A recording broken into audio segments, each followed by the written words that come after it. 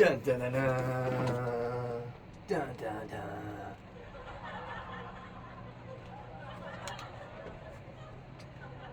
Come one, come all. Let me just check these out real quick.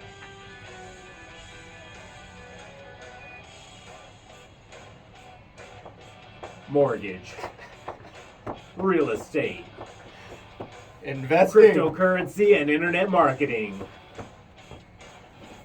We are live Love it. with Sean Sappham, coming to you live from Miami-Dade County, Broward County, Fort Lauderdale, Miami, Florida. So this is freaking amazing. So, don't know what the hell we're going to talk about. We're going to basically freestyle it. Sorry, mic check. Mic check. We're going to freestyle it. I'm lucky enough to have William come down to Broward County and visit me. The honor and privilege is all mine, Sean. It's been all mine. It's been fun so far. I think you're here for a few more days. I am. We just went online and Googled a podcast studio and found this this gem of a studio here, close to the beach, Very close to the beach. close to everything. So this funny thing is we actually meet the guy and he's a real estate broker in town. Real estate entrepreneur, a real estate educator. He was a very incredible gentleman who has been giving us updates on the real estate market in South Florida, where the rental potential is, where the rapid price appreciation is heading, and also apparently there's a light rail going from Miami, Florida to Fort Lauderdale all the way down to Orlando, which, according to this real estate broker, is going to make prices go even higher. And then to Tampa, all the way through the Everglades to Tampa. So that's probably 2 years out, but it's under construction. So if that's I guess a testament to what's going to happen and how much money they're spending on it. I read something and I think it's in the billions of dollars for construction. I believe it. Yeah. I believe it. Yeah, you know, infrastructure is very important for a state, for the real estate market, and that's why real estate prices are going up, because, you know, a lot of investment in infrastructure right now, currently in the year that we're in. So it's very important. But I'm very excited to be on the podcast. I'm very excited to be here with you. And I know you have a lot to share. I have a lot to share also. So, you know, before we get started, I just wanted to tell everyone that, you know, very excited to be here, and we're going to have a very content-rich, action-packed podcast for you. And I want to guarantee you up front that we're going to have a great time today. I love it. We have a lot planned, and also, too, our goal... Unplanned. Yeah, a lot unplanned, a lot planned, and, you know, our goal today is to leave you in better condition than we found you, so that you could live a more profitable business life. Also, you know, personally, my goal is maybe to live a little bit more of a fulfilled personal life also, because why are we in business? Ultimately, it's to live a better life all the way around. So that's kind of the goal behind today, is to maybe teach you a little bit more about what you didn't know as far as the mortgage market is concerned. If you would like to maybe close a few more loans, Sean is a 22-year mortgage veteran. He told me that he ran his first pay-per-click campaign originating mortgage loans back in the great year of 1999. 99. I believe that was probably even before Google became famous. He is that second year, how many loans did you close back in 99? How many loans did you close? Well, 99, so the John Arvanitis, Sunrise Vista Mortgage, he's the one that actually gave me my start. And I said, he gave me his credit card, said, go get him, Tiger. And so I started the pay-per-click, penny a click. That was GoTo. GoTo got acquired by Overture. Overture got acquired by Yahoo. Yahoo, who knows if Yahoo's even around. I think it still is. But the first year doing pay-per-click, 5 deals my first year. Wow. As a broker. Went to the banker model, did 205 my second year. Yikes, 205 transactions? That's supernatural. I didn't even know what I was doing. So. Yeah, apparently that's probably why you closed 205 transactions, because had you known what you were doing, you would have known that's probably impossible. And, you know, and hindered the growth. For everybody that doesn't know, pay-per-click is a form of online advertising that whenever somebody clicks a link, the advertiser, which would be Sean in that case, pays a small premium, a few cents, up to many dollars in today's era. Oh shit! Today I think it's reverse mortgage clicks are probably in the couple $100s per click. Yeah, and you know what's interesting is even at a couple $100 per click, people still make money. And Sean's very humble, but some of his assistants or past assistants have gone on to become some of the most powerful mortgage brokers in the state of California, and he's connected to a network of brokers that originate very high volume transactions all throughout the United States. So what we're going to do today, Sean's going to share, I'm actually going to twist his leg. What you don't know is that I actually physically tackled Sean and chained his leg to the desk. And I said, Sean, we're not going to go anywhere until you reveal all of your trade secrets. You let go of all your intellectual property, throw it on the line. If my friends are going to be listening to this podcast, they're going to walk away knowing more about the mortgage market probably than Sean does. So we're excited about that. We're going to teach you guys how to close more loans, get more transactions. We're also going to talk about what I believe to be the future of the real estate market for real estate agents that are interested in getting more listings, closing more buyers, and ultimately having a more profitable real estate business. We're going to get into that and maybe talk a little bit about the internet. And if I get a little excited, I'm going to try to contain myself.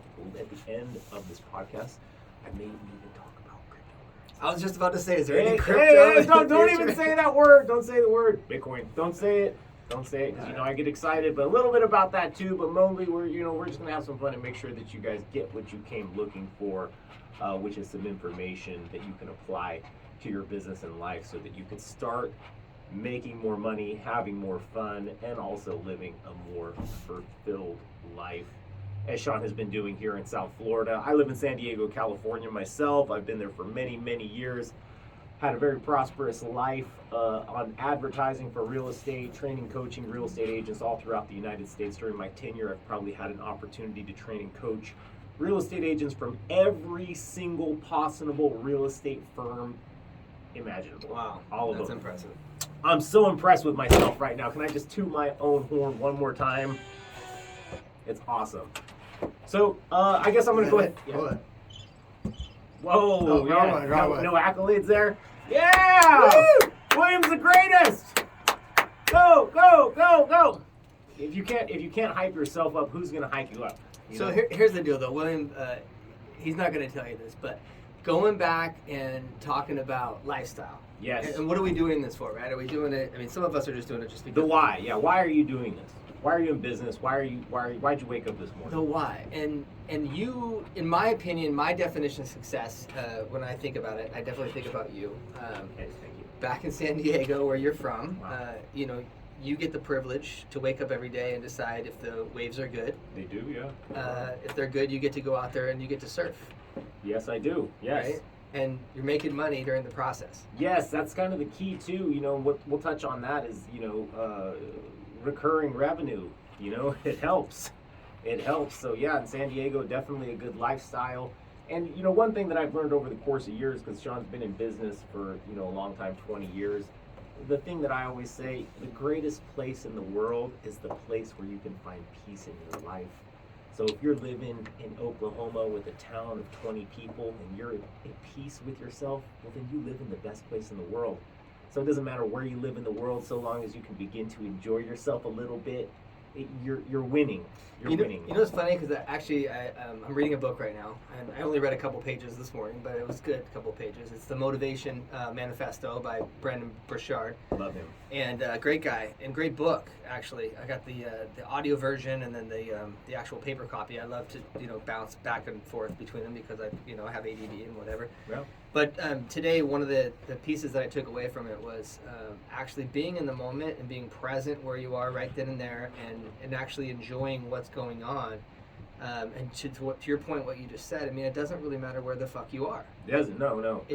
It's we're so distracted right now. When I say we are so distracted, I mean the majority of people out there, probably, even including myself. So I'll speak for myself, in that you're so distracted with all these different things and buzzings and emails and all kinds of shit going on that you can't even just stop for a moment and realize what's going on. I mean, like right now, I'm super blessed to be in the studio with you. You came all the way this way, and I get an opportunity to do this. Yeah, I like that, to stop for a moment, because the one thing that I found is to stop for a moment and look someone in the eye. Oh. You have that moment where you could just slow down enough and enjoy the presence of another human being, even if it's momentarily, to say, hey, you know what? I care enough in this moment to stop, look you in the eye, and be like, wow, we're still here, and keep the game rolling.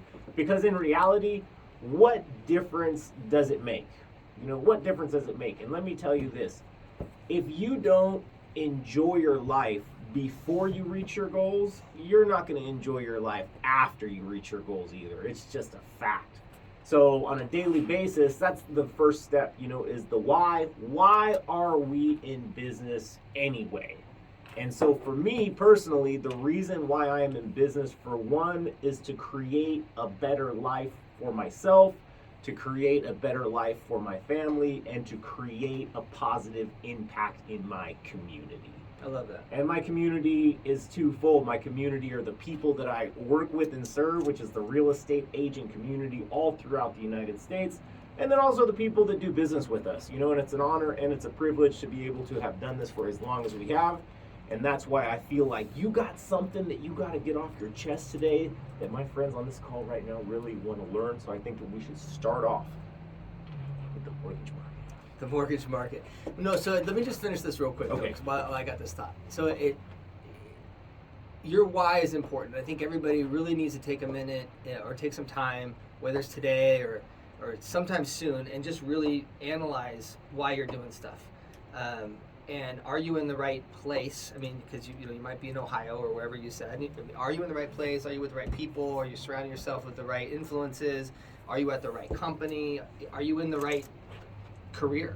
I mean, I don't know. I ask myself this all the time, but I think one of the things that I have realized is that I'm super, super blessed. Not only to have the people that I have in my life right now, but this business, mortgage and real estate, and pretty much those verticals have blessed me with education, with good times. I mean, I have fun doing it still.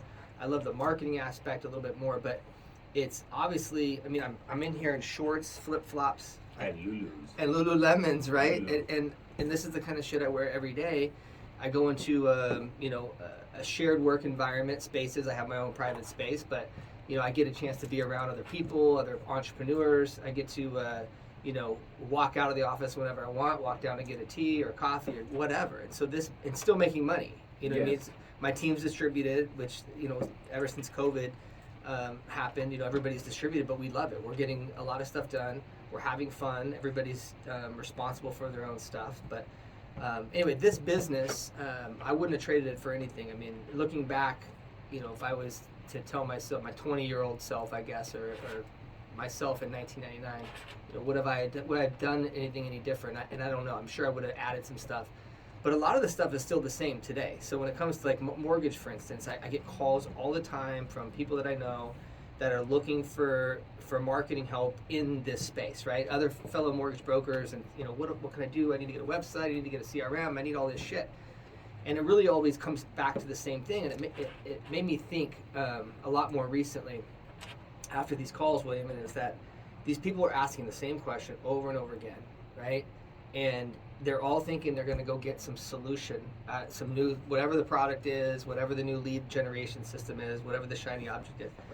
And they really just, what I found is they really just don't want to take responsibility for the hard work, which is the action, which is actually I saw something this morning and it said, we all have a gift. And it's important when we work, whatever our endeavor is to work from our gift. We're all passionate about certain things and it's great to follow your passions, but your passion may not be what you're gifted at. And so obviously you would not be in business for as long as you have been in business if you did not have some type of gift that, people responded to. And so when you have people that, maybe they don't get it or they haven't seen enough, ups and downs in the market, they're still thinking like there's a way out. I'm doing this for now, but I don't have to do this forever. I can only speak for myself. I don't know how many years ago it was, but I came to the realization there's no way out for me. There is no way out. I am the person that is going to be teaching, training, and coaching real estate professionals probably for the rest of my life. But the beauty behind it is even if there was not a single dime in it, I'd probably still be doing it. I love speaking. I love talking to people. And to your point about the ability to work from a shared space and the ability to kind of come and go as you please, that's the lifestyle that I feel everybody deserves. So if you're waking up and you're driving to your job and you hate traffic and you don't like sitting in the office or whatever, you have an opportunity because some of the stuff that Sean is going to share is really going to place you going in the right direction. And that's something that's unique because we are all very unique individuals with gifts inside of us. And this is what I was going to say. I mean, I can't speak for everybody. Not everybody feels the way that I feel, but, I hear music. I hear it. It's like an artistic energy that talks to me, and I need to get that out of my system. It's like a tree.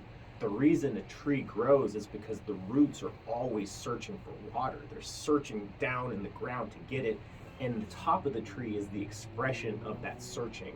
And the tree doesn't have a choice whether or not it grows. It grows because there's something innate in it that causes it to search.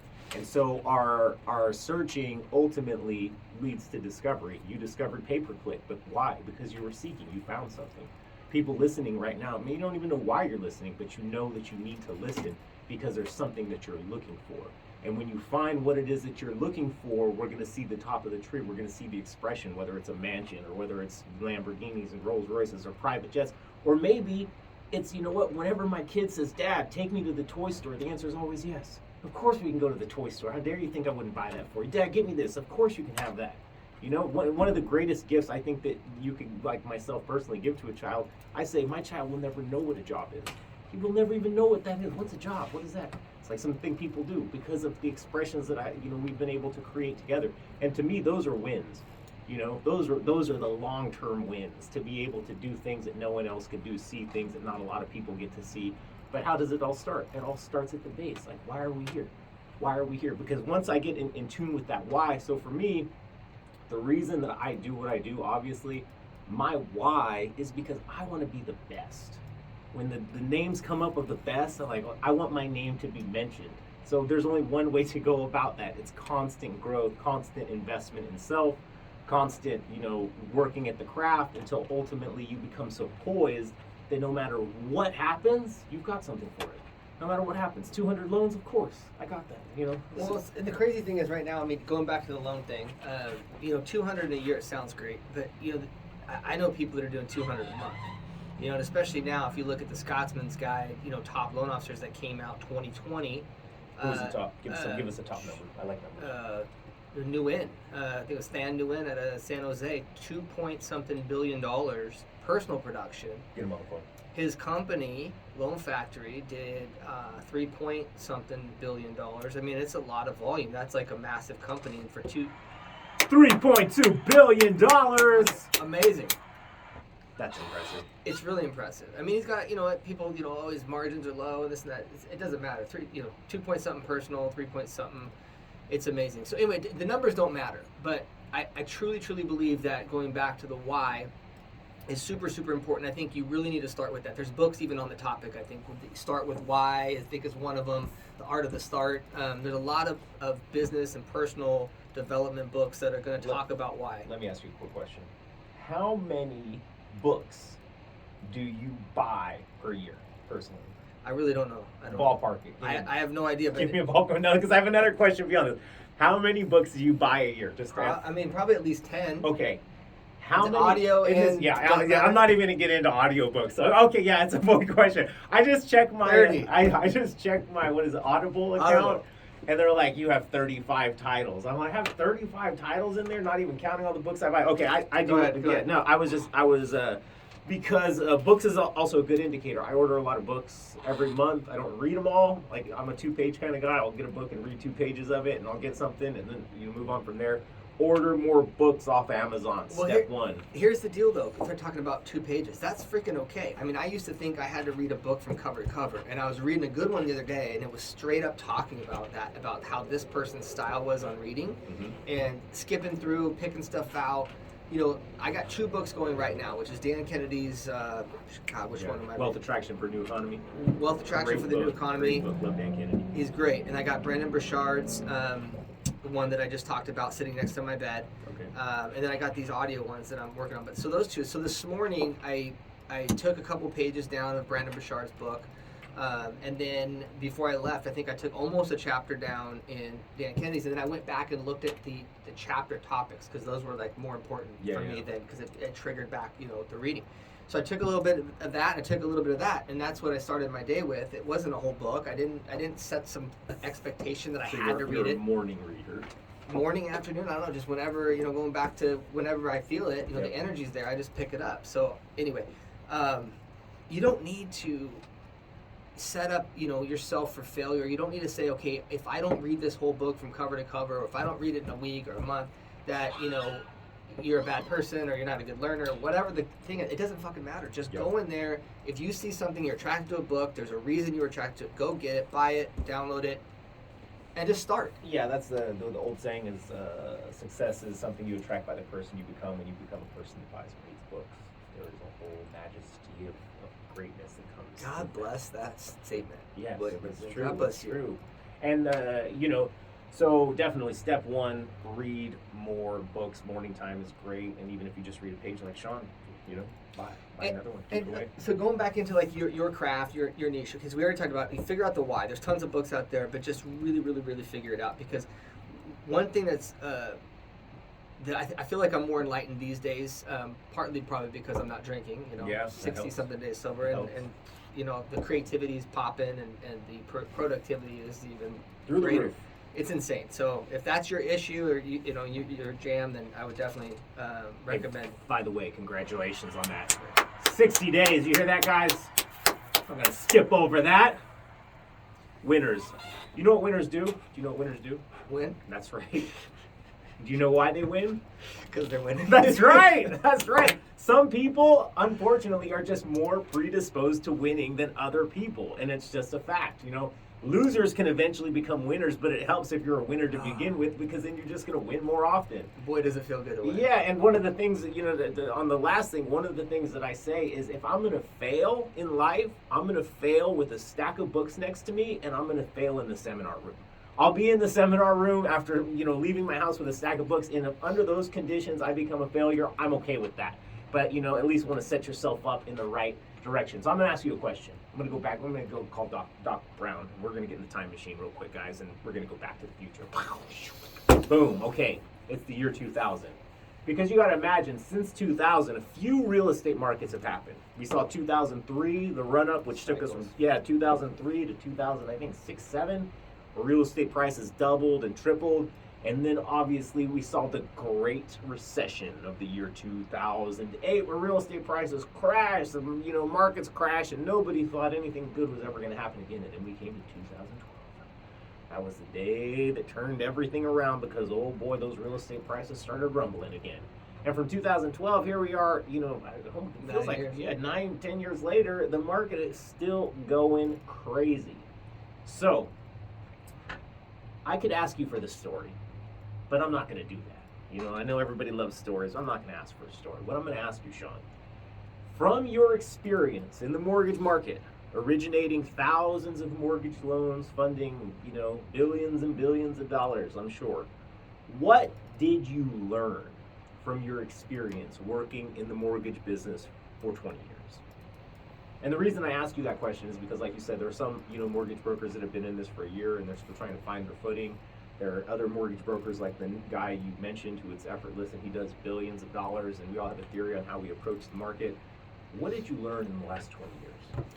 Well, so I'm gonna spin it on the marketing side, because that's really where my passion is. Mortgage is one channel, but the marketing side of it is the most impactful to me, and the one that I get the most excited about. But going back to pay-per-click and mortgage, right? I mean, pay-per-click is still here. Yes, it is. It's not a penny a click, and it's many times more than that. If it was only like an investment, you could invest in click traffic. Yeah. The return would have been massive. Very exponential. Yeah. So nothing's really changed. So 20 something years later, I'm still driving some of the same campaigns that I had. 100%. Wow. Very, very narrow niches, very small traffic accounts, but very profitable on the mortgage side. Okay. If you're in mortgage, you understand, how much money you're making per loan. So it actually works out very, very well. So not a lot has changed there. Yeah, the ads got to get changed. Yeah, maybe the landing page or the variants, or maybe, the copy's a little bit different. Those few campaigns I'm still running, there's really not a lot of difference. So those things are still humming, old school. But so one thing that I've come up recently that I've really, really focused on is these calls that I've been getting from friends that are still asking, hey, what do I do? I need to do this? I need to get CRM and all that stuff.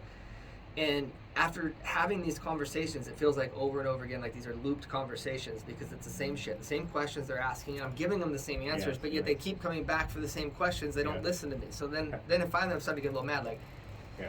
listen, if I'm going to repeat this stuff, we might as well repeat it and get it out to a bigger audience. Yeah, right, here we are. Conversation with you We're pissing me having off. the same conversation. The best advice I ever got. I went to my friend and I'm like, "What do I do?" And he just looked at me and he's like, "You already know what you need to do. Right? You don't need." He's like, "You don't need me to tell you what to do. You already know.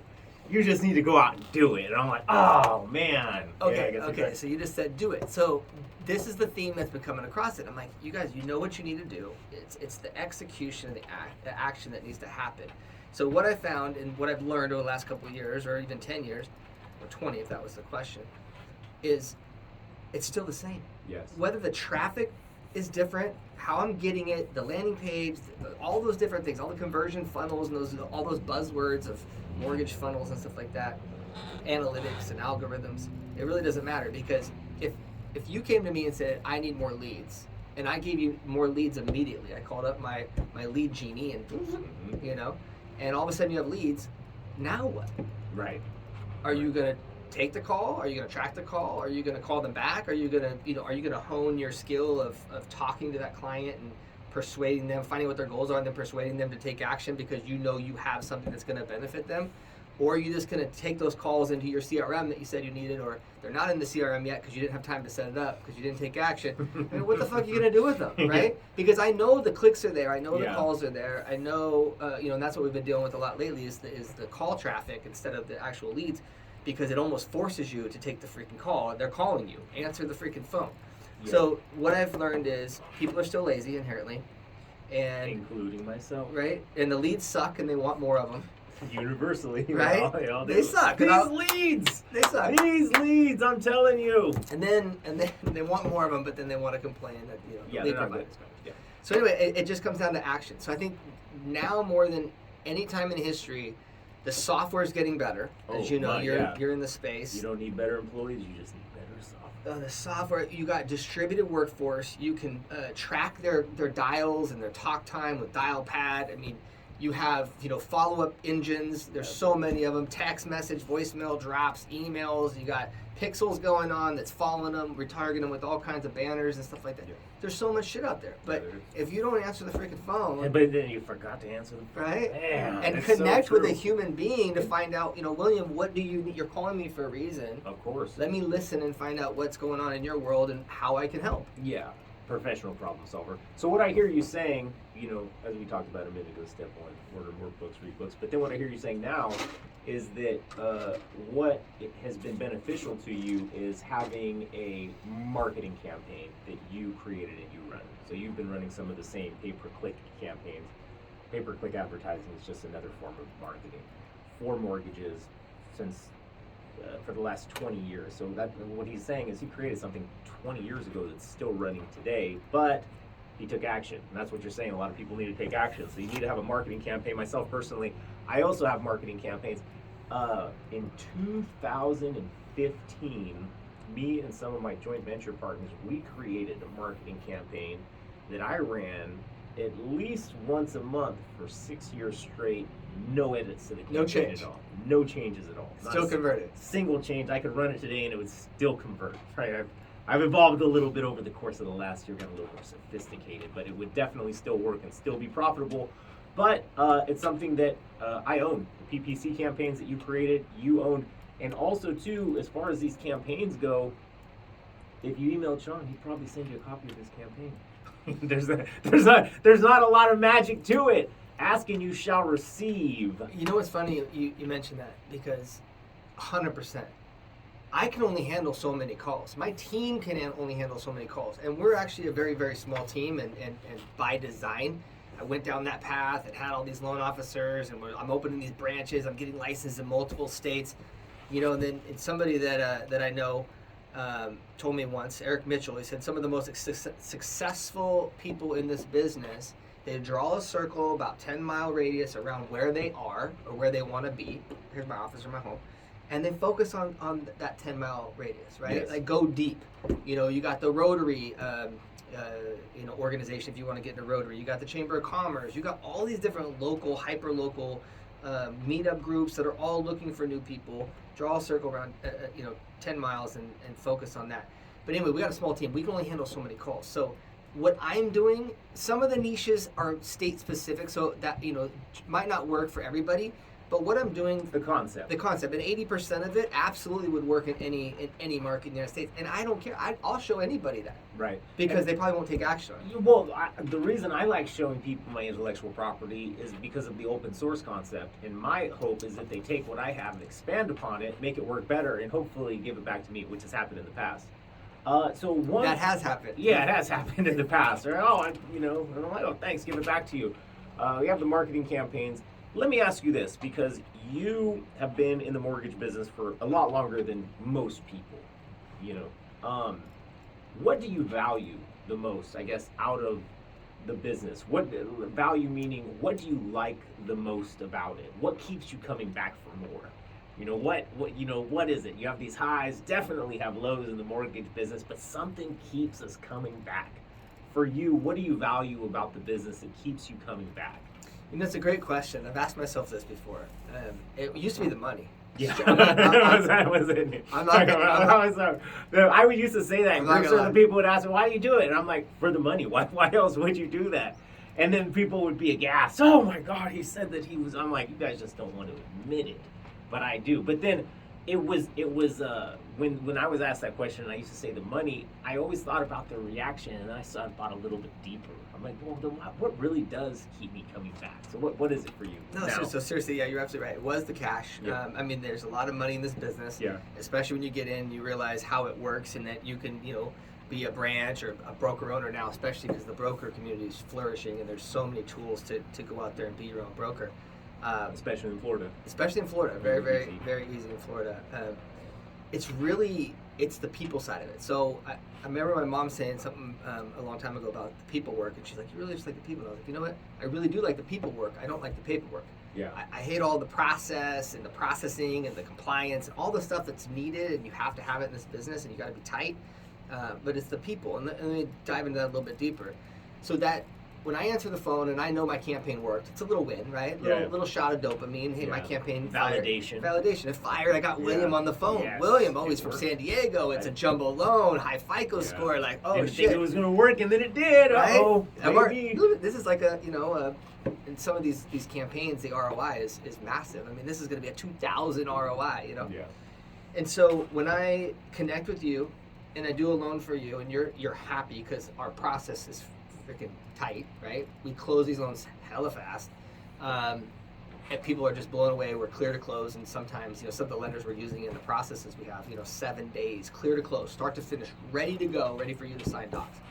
So when we close and we execute, and you're a happy customer, and we satisfied your goal and your need, and then you go and tell your brother and your mother and your sister and your coworkers and everybody in your church, and it starts having this echo effect. You throw a stone in the pond and you see that ripple.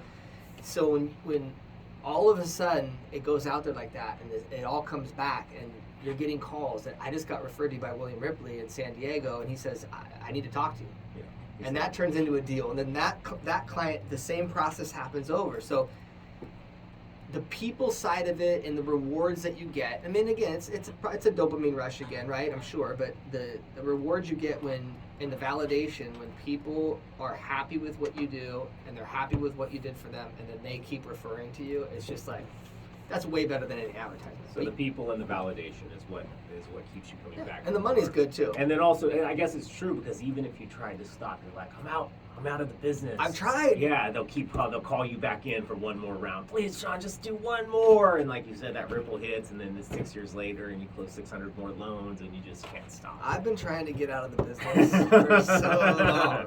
Right? I've got other interests now. Yeah. There's investments. There's I'm all kinds done. I've retired 5 times, and they keep calling me back in. So let me ask you this. Some of our friends are listening, brand new brokers, agents, and then you have other agents, that are always doing big. If you're a mortgage broker and you're closing, let's just say 5 transactions a month, but you wanted to get to like 10, 15, or you wanted to be the person doing 20 transactions a month. This is a 2-part question. I'm asking you this first part. What would be an easy step for that person to go from 5 to 20 transactions a month? They're hungry. They want to do it. But what would be a good first step for them to take to increase their volume? I know that you mentioned advertising campaigns obviously is very important, but if there was like a little hack that you could give somebody to get them there faster, what would that hack be? Well, first of all, I would say that they need to take stock in, their current situation. So first and foremost, again, what's your why, all this stuff, right? You can control yourself once you learn, about why you're doing what you're doing, and you actually are conscious about the things that you're doing, and finding out that you actually wasted 80% of your day. Yeah. Absolutely freaking wasted. Nothing. Garbage. Gone. Right? And social media is not really technically a business activity throughout the day for most people. They're wasting time. Yeah. So I would look at that, and then it really does kind of impact you, the company that you're with. So if you're with, and I've been through all of them, right? Broker, banker, never really went the bank route. I have friends in every single one of those types of channels, and I can tell you that if you're with a company that their process sucks, and they're maybe old school, that they haven't caught up to the current market and the current software and systems that are in place right now, you're going to have a hard time. Yeah, right? So you need to be with a company that can facilitate that much volume to begin with. Correct. And maybe that is going and starting your own thing, or maybe not, because starting your own thing has its own whole limitations, and then just all this stuff that you have to do to set it up, right? That goes back to the whole like Michael Gerber thing, the E-Myth. You got the entrepreneur, you got the manager, and you got the technician. You start getting into some other areas. Maybe right now is not the time. But anyway, finding out who you're with, your company. So if your company's built for speed, and your company has all the tools and the tech, and you're not doing it, then it's on you 100%. So if you are with a company that's, you can go fire more campaigns and copy the stuff that we're doing, and all of a sudden see that it's working, you're getting more apps. But your processor's like, I can't get to that for 3 days. Yeah. And that's just the setup, right? And then the client's got to get the disclosures, and I need another week for process. Yeah. Then don't even waste your money. I mean, go find another company. It's just, okay, that's good. That's good, the company. So the second part of the question is now somebody who's already a power broker. They are already closing the 20 transactions per month. But maybe they wanted to go to the next level also. They're not satisfied anymore with the 20 transactions. Maybe they wanted to get to, higher up on the mortgage loan originator magazine top 200 list. So somebody that's already, by everyone else's definition, successful in the mortgage industry, but they want more personally. Because I know that you've probably been there before. What would you recommend for somebody like that wants to scale a production that's already pretty big?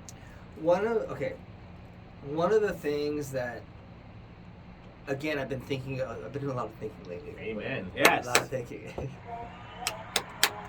I don't know if that was the right one, but. Well, something close to it. I mean, thinking is good. But, okay, so I don't know if anybody else can relate to this, but, and maybe it's type A personality, maybe it's, whatever. I don't know, whatever you want to call it, but I used to always feel like I had to do everything, right? So I'm going to write a book. I got to write all the chapters. I got to do the typesetting. I got to do the cover art. I got to do all of it. Well, you don't.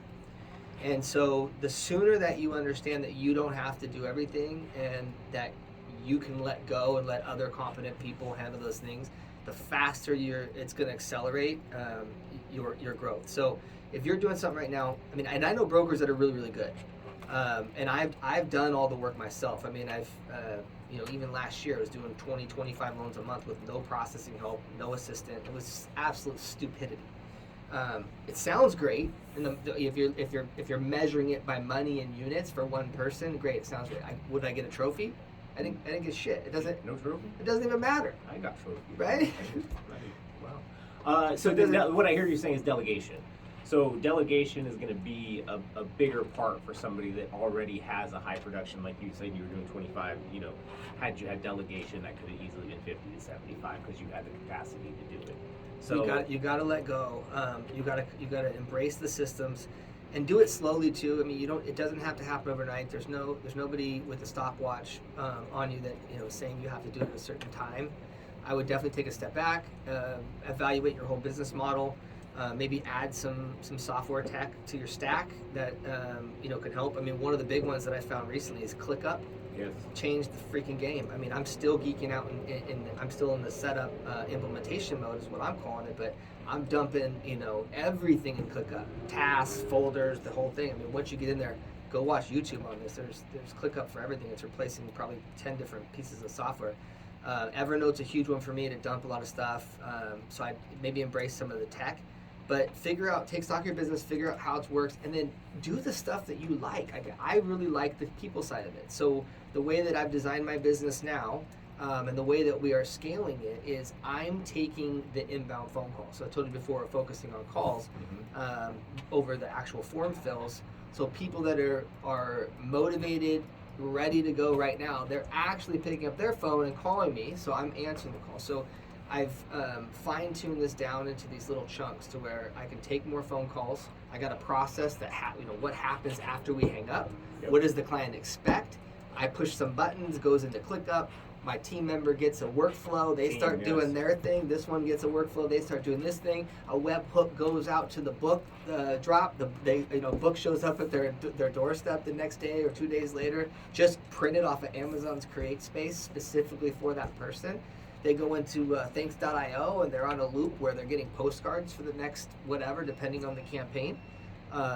This is all stuff that took time to set up, but without the clarity and the time to map it all out and then figure out what software pieces are going in the stack and then who's going to do what piece, and knowing that it's not going to happen overnight, it's taken a long period of time, then once that's on, it's fire. I mean, it is absolutely fire. So just doing what you love the most, delegating the rest of it, hire slow, fire fast. I love that, in the concept you said about, taking the long road home. I think that's one thing I've been meditating on lately is if something, we're not going to get there today or tomorrow, and if we're not going to get there till next year, it's okay.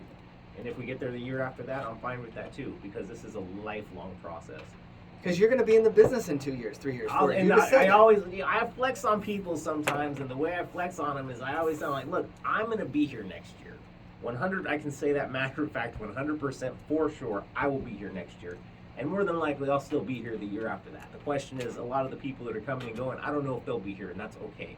But if I've made the decision in my mind that I know for sure I will still be here, I'm going to be here, and I'm going to be getting better between now and then. So what I have you saying initially, read more books. Definitely read more books. Also, for new LOs, mortgage originators, make sure you're working with the right kind of company that can facilitate your growth. And then if you're already a power broker, make sure that you are delegating to team members, expand your team a little bit, and stay in your gift. Sean's gift is communicating with people. He enjoys doing it, so he loves taking the phone calls. That is really good. I like that.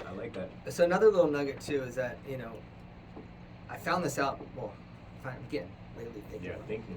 But helps. I went back and I'm finding some journals that I had and journaling, and I realized going through these journals is that some of these notes I'm seeing play over and over. Like I'm writing them and they're in all these different journals. Like, oh, holy shit, this is something I've been trying to do for 6, 7, 8 years. Right. Whatever this is, right? This new website that I wanted to launch, right? I've been thinking about making this for the last 6 years. RateNinja.com, Yeah. FHA Loan Florida, it doesn't matter what it was. It was something, it's in there. And then you brought up something yesterday, about how many thoughts that we have. 60,000 thoughts per day. But then I had to let Sean know, this is the hooker, guys. Turn the radio up. Out of the 60,000 thoughts that human beings have per day, only 2,000 of those are new thoughts. 58,000 are the exact same thoughts we had the day before. So unbeknownst to us, we're just living the same day over and over again. And we have no idea that it's happening, but that's actually what's happening. Well, so let that thing sink in for a while, because it did for me. And then, so I'm finding that myself having these thoughts over and over again, and then I'm documenting them on paper in all these journals, right? So Yeah. I'm just like, what the fuck? So finally, I'm just like, okay, I got to do something about this. So lately, like I told you, my productivity's been through the roof. I mapped a lot of stuff out. All these systems are getting done. Content's getting produced. One of the things that I also want to share with you is creating versus consuming. Consuming is great.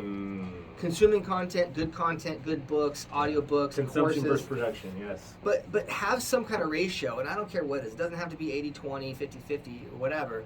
But make sure you start producing it and realize that producing content does not have to be perfect.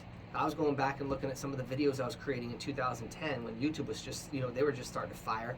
It doesn't matter. There were screencasts, but I started and then I stopped.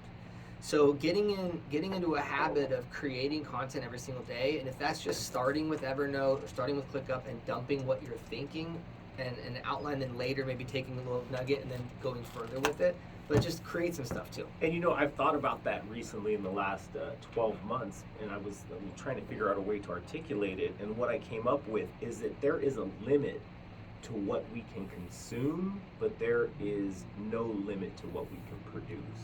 So when you have an option to consume versus produce, when you go the production route, whatever it is that you're producing, that is an unlimited space that you can operate from. We can continue to produce and produce and produce exponentially. But consumption, when we're taking things in, we get capped at a certain point. And I feel, at least from what I see a lot of in the world, a lot of like consumer behavior, a lot of addiction, a lot of mental health issues is all based around consumption. It's based around taking things. And I think that's where the negative side of business and life comes from, is when we start focusing on consumption and we get away from production. And when we focus on production, we are stepping into a field of exponential growth. I love that. And one thing that you said too, when you said 2010, I called you in 2010 maybe, and I had just made a YouTube video. And I said, John, uploader's remorse. I'm like, Sean, I just made this YouTube video and I'm going to upload it, but people are going to get my trade secrets and I don't think I should publish it. It's not good enough. It didn't pass the good enough test in my book. And I remember you said, you can make a video about everything that you know and you can send it to all of your business contacts. And the chances are they'll watch it, they'll enjoy it, and nobody that watches it is even going to be in your market. They're not going to be your competition, and you'll probably be fine. And that was enough courage to upload it. And that was the first video I uploaded, probably 2000. I mean, in that area. And it's probably, and that's why I mentioned this, because it's still on YouTube today. And that's the thing about production. And we had a conversation with a gentleman here earlier. He said that he was uploading videos to YouTube. Those videos are not going anywhere. They're going to stay on the internet indefinitely. And it's an asset that you add to your business that continues to produce results, whatever the result is that you're looking for, whether it be brand awareness, whether it be a specific action you want somebody to take. That stuff stays on the internet indefinitely. And that's what I forgot on the list earlier, the list of must-dos. It's read more books, create campaigns, marketing campaigns of some sort, whether it be a direct mail campaign, a pay-per-click campaign, even if it's a cold call campaign. Create some type of campaign that you own, that you created yourself. If you're a new agent, look at starting with a company that's going to facilitate your growth if you're not there with one now. And if you're already a power broker or agent, look at delegating more tasks and team building. So I think that's really, really important. So let's go on this real quick. I just want to flip the script, because I'm in mortgage, and yes, you are. And my target audience is consumer direct, but it's also real estate agents, bringing real estate agents into our ecosystem, right?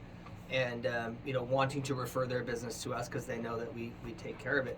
You actually help real estate agents grow their business. I do. To refer more stuff to people like myself. I mean, looking back 10 years, let's go back a little bit. What has changed in the real estate, from the real estate agent's perspective? Has anything changed dramatically that you Some can pinpoint? things change and some things always remain the same. It's still about the same. Always remains the same. But the thing that's interesting is they say over time the people change, but the reasons that they come are still the same. The reason somebody gets into real estate today is probably the same reason somebody got into real estate in 1950. The reason somebody wants to buy a house today is the same reason that somebody wanted to buy a house in 1930. The reason why somebody gets a mortgage today, what they're going to use the money for today is probably going to be a little bit different, or where they get the money from, but the intention is the same. And it goes, on a psychological level, although we as human beings are all different, really we're all the same. And so when I see people, real estate agents specifically, new agents coming into the market, they have that vigor. They're excited. They're gonna, they've got their license and they want to, they want to take over the world. And maybe, the intention is a little bit different on why they want to take over the world today than it was maybe in 1950 when she got her license. But then also too, there's another category of agent who have been in the business for 25 years, and they're looking at retirement, and because hey, I was successful, I was a success, you know, looking back on a career, and hey, I was a success. So the one thing that sticks out after analyzing what I've seen over the course of the last 10, 12 years is that I see market cycles continue, but what surprises me is that everybody that sees the cycle occur is surprised by it. This is the first time, wow, these real estate prices are going up and there's no houses for sale and this is amazing. And I'm like, I swear I was standing in the office somewhere in 2003 and they were having this exact same conference. Rates are so low. Oh, wow. The house doubled in value. And everybody, that's what surprises me is everybody seems legitimately surprised. Like they've never seen it before. Because even as we sit here today, what goes up must come down. Nobody wants to admit it, but that's the cycle of life. So the next cycle, and I don't know when this will happen, but it will happen because it's happened in the past. At some point in the 10 years, 15, 2 years, no one knows. Everybody's waiting for it to happen, though. Right? Yeah, they're waiting, but when it happens, everybody again will be surprised. And and that's the thing that I find surprising is that that everyone else is surprised. The thing that really inspires me about what I see with these agents is the tenacity that they have. They are just willing to continue to get back up, and get knocked down, and they just get back up again and keep going. And when times are tough, their ability to have the grit to just continue is inspiring. And then when things are really working, the stories that they tell of what they're able to accomplish is inspiring. I was on a call with some of the people that we were working with, and obviously right now in the real estate market all over the United States, it's tight, not a lot of inventory. The girl was telling me she's like in Pacific Beach, she had some sellers, and the listing was $900,000. So she's obviously happy to have the listing, but in order to sell the house, they got to find a place to move, which is the kind of the what's going on in the market right now. So she goes and lines up the house for them to buy, but the house that she ends up lining up for them to buy, it's a bidding offer, but the new house is like $2.5 million or something like that.